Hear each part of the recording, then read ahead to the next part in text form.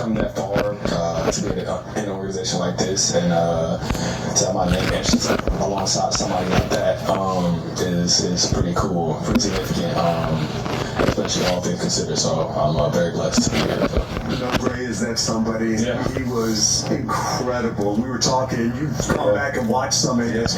What did you think when you watched him? We were talking. He's like it's like a fluid gazelle out there running. I mean, once he gets up the field, it's Well, also it's crazy because he opened up his strides to cut on the down. I'm like, oh goodness gracious. Everybody remembers the moment too when you took one back and you were able to share that moment with your wife. Yeah.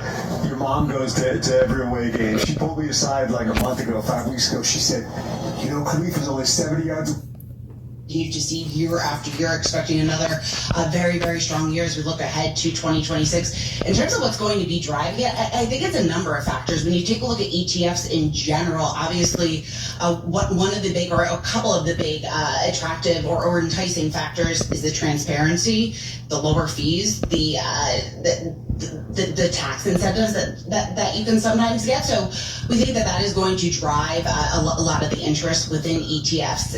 You mentioned active ETFs. That clearly has been a huge area where we have seen explosive growth. We continue to expect to see more interest there. But I think even beyond, when you take a look at digital assets, look at the innovation taking place within this space, the ability to play themes in general, that's one of the areas that obviously has been a strength for Global X. Well, and to supercharge them. Like, I look at the biggest winners of the year in ETFs. ETF Go is a fantastic function on the Bloomberg terminal. And obviously gold and silver play in the top 10, but then I see like 2x Micron and 3x Palantir. Like, these seemingly dangerous derivative trades have done so well. Yeah.